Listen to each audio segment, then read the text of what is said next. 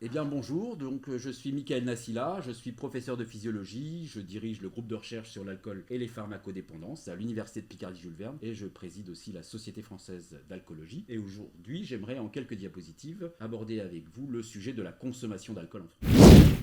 Alors, effectivement, on le constate depuis 6 décennies maintenant, on voit une consommation d'alcool qui diminue globalement, quand on prend le vin, les spiritueux ou la bière, et cette consommation totale d'alcool, exprimée en litres d'alcool pur per capita, par habitant, a diminué de 60% en 60 ans, et on peut noter ces dernières années un fort ralentissement de cette chute de la consommation d'alcool. Alors on est passé en 2017 de 11,7 litres d'alcool pur par habitant à 10,5 litres d'alcool pur en 2021. Alors il faut savoir que, pour avoir une petite idée, 11,7 litres d'alcool pur, ça correspond à environ 130 bouteilles de vin à consommer donc par personne et par an, et on est passé plus récemment à 117 bouteilles de vin ici par habitant. Qu'on se rassure, si on n'arrête pas de présenter un petit peu ça comme une mauvaise nouvelle, il faut voir quand même que la France reste parmi les tout premiers pays de l'OCDE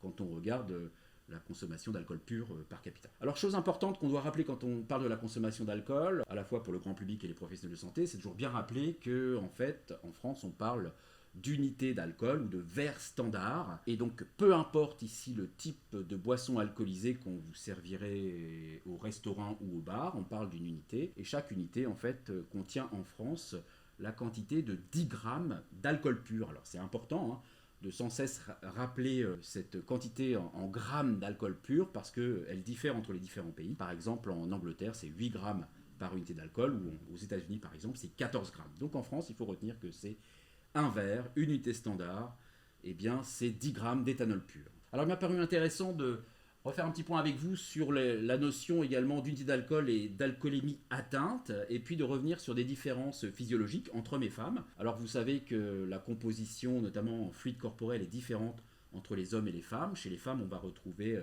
seulement 50% du poids corporel qui est constitué d'eau, alors que chez les hommes, on est plutôt à 60% du poids corporel qui est constitué par de l'eau. Et donc finalement, ici, je vais prendre un exemple assez simple. J'ai mis une femme ici qui pèse 60 kg avec 50% d'eau, ce qui nous donne ici 30 litres d'eau. Et puis à droite, pour ce qui est de l'homme, j'ai pris 100 kg et 60% d'eau, donc ce qui nous donne ici un volume d'eau de 60 litres d'eau. Je prends l'exemple d'une consommation de 6 unités, 6 bières, même pas besoin de compter, ce sont des verres standards, donc ça fait 60 grammes d'éthanol pur. Alors qu'est-ce qui se passe après la consommation finalement de cette quantité d'alcool? L'alcool, une fois ingéré, va diffuser très vite dans les parties liquides de l'organisme, se retrouver dans l'eau. Donc ces 6 verres vont se retrouver dans les 30 litres d'eau chez la femme ici à gauche et dans les 60 litres d'eau ici chez l'homme. Et quand on calcule l'alcoolémie, si on divise finalement ces 60 grammes d'éthanol pur dans les 30 litres d'eau chez la femme, on va arriver à une alcoolémie de 2 grammes par litre, alors que vous voyez que l'homme ici, on a 2 fois plus d'eau, évidemment, donc on va arriver à une alcoolémie plus faible de 1 gramme par litre. C'est intéressant de noter que si j'avais pris un poids identique, c'est-à-dire de 60 kg à la fois chez l'homme et chez la femme, et donc ici on aurait toujours ce volume de 30 litres chez la femme, mais cette fois-ci un volume de 36 litres d'eau chez l'homme, vous voyez qu'il y a une différence de 15%, en fait on atteint toujours donc ces 2 grammes par litre chez la femme, mais chez l'homme on arrive à 1,7 g par litre. Tout ça pour vous expliquer qu'à consommation égale, l'alcoolémie va monter plus haut chez une femme comparativement à un homme, avec en général une différence d'environ 15%. Alors qu'en est-il de la consommation d'alcool en fonction de l'âge? On voit ici la courbe du nombre de verres consommés par occasion de consommation, par jour de consommation en fonction du nombre de jours dans l'année où on consomme. On voit que les jeunes sont en haut et à gauche, c'est-à-dire qu'ils vont consommer moins souvent, mais de manière plus importante, alors que quand on avance dans l'âge, on a tendance à consommer plus régulièrement, on consomme plus de jours dans l'année, mais on consomme moins de verres d'alcool. Alors ce qui est intéressant, c'est que une étude récente sur les chiffres de consommation ont montré que 22% des personnes en France consomment au-dessus des nouveaux repères de consommation qui sont, je vous le rappelle, de 2 verres, ne pas dépasser 2 verres d'alcool par jour ou 10 verres par semaine et ne pas consommer au moins pendant 2 jours par semaine. Donc ça, vous voyez que ça concerne ici, on va appeler ça une consommation à risque. ça concerne au moins 30% des hommes et environ 14% des femmes. Et si je reprends la courbe ici que j'évoquais tout à l'heure, eh bien on voit que en moyenne, on voit que en France, on consomme 2,3 verres d'alcool par jour, ce qui est au-dessus effectivement des repères actuels de consommation d'alcool. Alors si on regarde les profils de consommation en fonction de l'âge, je vous invite à regarder ici la courbe en rouge, où on voit pour les alcoolisations ponctuelles importantes, c'est-à-dire consommer au moins 6 verres par occasion, que ça concerne plutôt les jeunes. On est entre 50 et 60% de la population qui est concernée par ce type de comportement, et cette courbe diminue fortement, mais on arrive quand même, je vous invite à noter ça, on est environ 20% chez les personnes de plus de 65 ans. Et ce qu'on voit, c'est une courbe qui va croiser justement cette courbe des API les 12 derniers mois. C'est la courbe bleue ici, où la consommation quotidienne augmente en fonction de l'âge. Donc on a vraiment des profils différents de consommation en fonction de l'âge. Chose également très intéressante, c'est que si on regarde ici la proportion de personnes qui vont consommer une certaine quantité d'alcool disponible, eh bien on voit que 60%, ici c'est la partie tout à droite de la courbe, la partie haute, que 60% de l'alcool disponible est consommé par seulement 10% de la population, ce qui montre bien qu'on concentre ici une quantité très importante d'alcool qui va être consommée par une faible proportion de la population. On revient à cette prévalence d'une dizaine de pourcents de consommation problématique d'alcool avec des troubles d'usage d'alcool chez environ 10% de la population.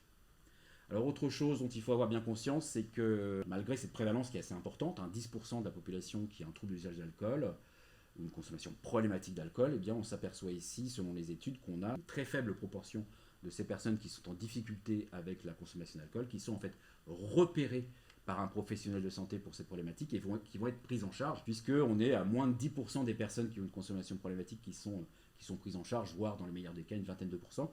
Mais comparativement ici à gauche à toutes les autres pathologies, tous les autres troubles psychiatriques comme la schizophrénie, par exemple trouble bipolaire, dépression, etc., on a beaucoup moins de personnes qui ne vont pas être repérées pour ces pathologies. Donc il y a vraiment une particularité importante relativement à l'alcool, c'est cette difficulté à repérer précocement et à prendre en charge cette problématique. Alors autre chose, j'aimerais finir cette présentation assez courte sur la problématique de la consommation d'alcool, juste pour parler un petit peu d'évolution récente des études dont on a beaucoup parlé, et surtout en France, des potentiels effets protecteurs qui seraient liés, associés à des faibles niveaux de consommation d'alcool. Eh bien, on a de plus en plus de méta-analyses et de nouvelles méthodologies d'études épidémiologiques qui montrent qu'en fait, on a beaucoup de ces études qui auraient suggéré des effets positifs qui sont en fait liés à des biais méthodologiques. Et c'est les courbes qui sont sur la gauche qui vous montrent simplement que lorsqu'on on tient compte de tous ces facteurs confondants et de ces biais méthodologiques, eh bien, on se rapproche ici de chiffres qui vont vers 1, en fait, c'est-à-dire un rapport de 1, pas de différence entre les groupes et pas d'effet protecteur quand on tient compte de ces biais méthodologiques et aussi notamment de la qualité des études, les effets qui ont été beaucoup observés dans les études observationnelles. Je citerai par exemple dans la pathologie coronarienne, eh bien, disparaissent avec ces méta-analyses et cette prise en compte des biais méthodologiques. Et simplement pour vous montrer l'évolution à droite, c'est ce qu'on appelle l'épidémiologie génétique. On voit simplement deux courbes. La courbe de gauche, c'est celle assez connue où on vous parle de courbe en J, c'est-à-dire que les ex-buveurs ou les non-buveurs sont plus élevés dans la courbe, peuvent apparaître comme moins malades par rapport à ceux qui boivent pas du tout ou un petit peu d'alcool. Et puis ensuite, on voit que c'est linéaire. Donc on a ces courbes en J ici, mais il faut savoir que c'est en soi un problème méthodologique de prendre comme groupe de comparaison des personnes qui ont arrêté de boire de l'alcool. Si elles ont arrêté, c'est peut-être en partie parce qu'elles ont eu un problème à cause de la consommation d'alcool. Et on voit ces fameuses courbes en J quand on compare vraiment avec des groupes ex-buveurs ou non-buveurs. Par contre, vous voyez à droite, on ne se base pas ici sur la consommation déclarée d'alcool, mais en fait sur la consommation que l'on va estimer à partir de facteurs génétiques.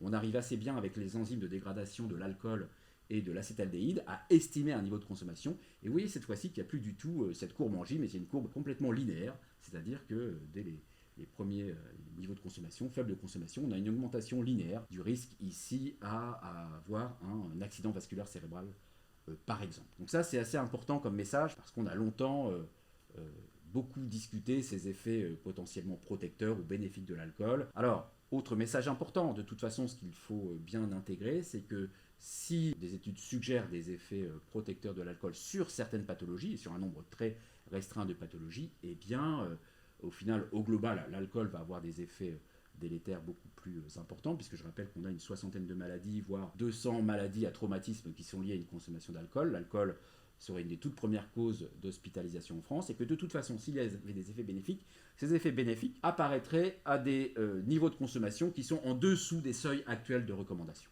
Voilà, donc ça c'est important à intégrer comme nouveau message.